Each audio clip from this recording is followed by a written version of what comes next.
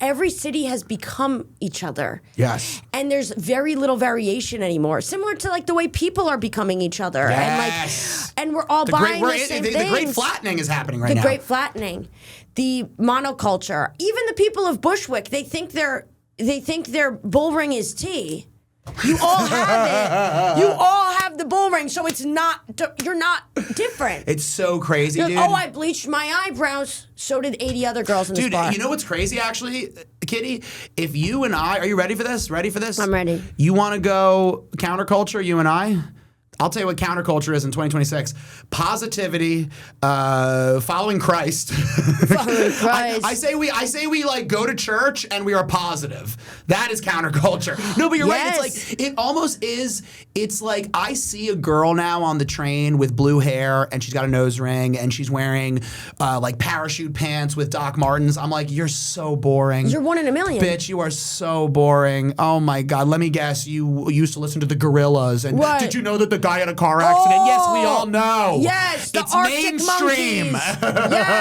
Yes, we all know these. It's a horseshoe. It's a horseshoe because it's like you have like the hyper like normie thing, and then you have the hyper like alt vibe, and they both don't realize that they're all copy paste. Yes. And then you have like the people in the middle who are kind of like, let me sort of be myself through my personality, and that's like so crazy. If you have a personality now, you're nuts. Oh, it's insane. They think you're nuts. Well, I'll tell you why. Because having a personality is dangerous, dude. Right. Having a personality is like, I mean, listen, we've both been in situations where you go on stage and you put your personality out there and it bombs. Right. Yeah. and like, that's why I think people are so afraid of bombing is because like I remember the first time I bombed, I got off stage and I was like, oh my God, like, I'm weird. Like, I was weird. Like, there's no excuse. Right. I was up there alone saying stuff that I believed and wrote, and it didn't work. Right. Like, fuck. And it wasn't them being racist because I'm white. No. Yeah. It wasn't like there's nothing to say. Like, yeah, this you're like, I'm weird. It's my fault. I don't. Thanks for this, by the way. You're welcome. Recess from Kitty. We're sponsored by Recess. Folks, we're sponsored by Recess. Recess, if you want to sponsor us, please do. We are not yet we're probably on a list somewhere, but Recess. Get on it. Hot dogs. Actually, how about this? Recess, you need to sponsor me because I am on a government watch list somewhere, and maybe you can help me relax and get off it. Absolutely. Personality. No, but you know what I mean? Yeah. It's like, I think that a lot of people, it's like, you know how they always say like, they say like, if you're, it's almost like it makes biological sense to be lazy because your body is thinking like, hey, I got to make sure I can like survive later if like an animal tries to eat me. I think that same like defense mechanism is what's happening with people's personalities where you're like, it does make sense to, like, if you have a personality, you could get outcast from a group, or a group could be like, you're weird. Right. Like, it makes biological sense to be like, well, if I want food and resources and safety, then I'm just going to, you just, what are we doing, guys? It's anthropologically advantageous to want to be in the tribe. And I think, like, it has been not good if you become the pariah. Yeah. And I think that is what's going on right now, where it's like, whoa. Like, I do not want to be a Sigma. I do not want to be a Sigma. I do not want to be a Sigma. And it's like, actually, Sigma is the coolest thing to be. Is the coolest one, guys. That It's was the coolest what Marcus thing to be. Aurelius was. That's what Marcus Aurelius was, a famous Sigma. Famous Sigma. Famous Sigmas. And of course, Prince Sigma. Yes, and of course, Kitty and I are trained in Six Sigma. Okay. Don't want to play with me there. No, but you're right, dude. And that's why I think that places like New York are becoming so special because, like you've been to LA. Yeah.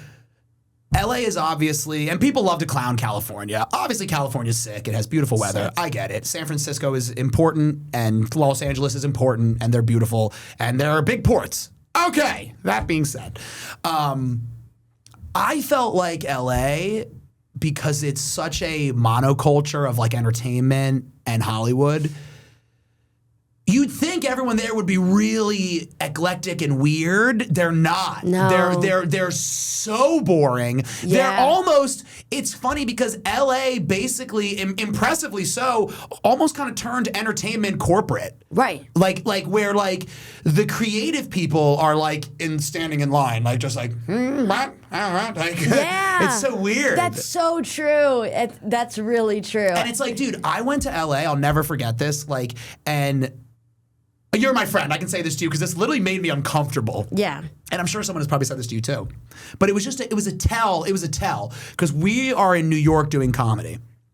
And anytime I've gotten compliments, it's about a joke or an act out or like, I love how you started it. I love how you transitioned, whatever. And vice versa. When I go to people, I go, dude, oh my God, that tag was amazing and blah, blah, blah, blah, blah.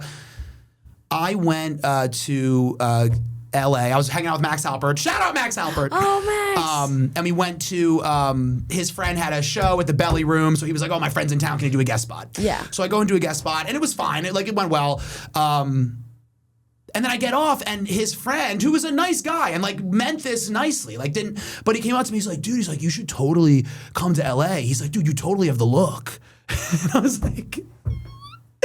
I was like, but I just did a thing for like 12 minutes. Right. That took me like a year. Right. You don't want to say anything like, about you that? didn't want to. Like, That was chopped liver? You're like, I combed my hair nice. Right. Like, which is, of course, like, I know that he wasn't, I appreciate it, and I get what he's trying to say. And at the end of the day, all he's doing is what we want, is saying, hey, guys, we would accept you.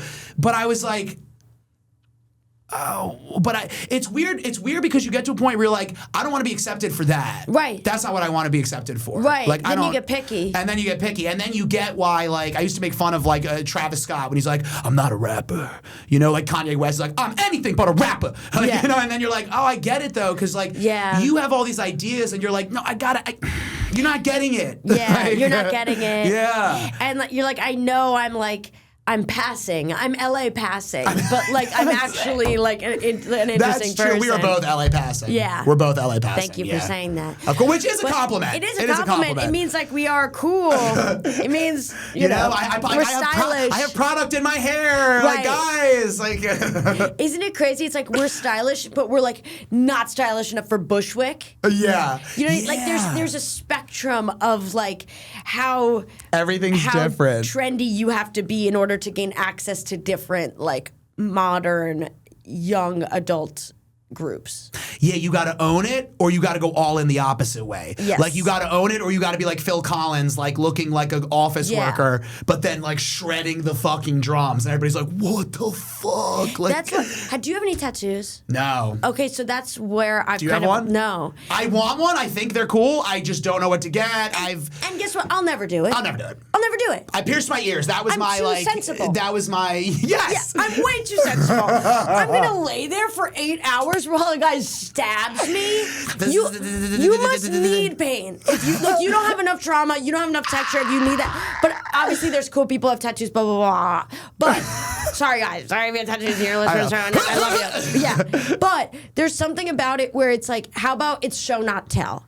How about you just show people that you're cool and different instead of tell? And like, you can skip to the end by looking at the big tattoo people who now regret them.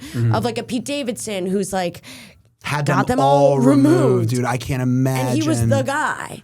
Or and like, by the way, your skin is never, it can't look 100%. It doesn't. You embedded ink into multiple layers of your skin. Like it can't just, you probably have like scars on yes, like, you probably have this like subtle kind of coloring of like the tattoos. And it's like, how about you resist the temptation for belonging to that group? And that would make you more counterculture than the tattoos themselves.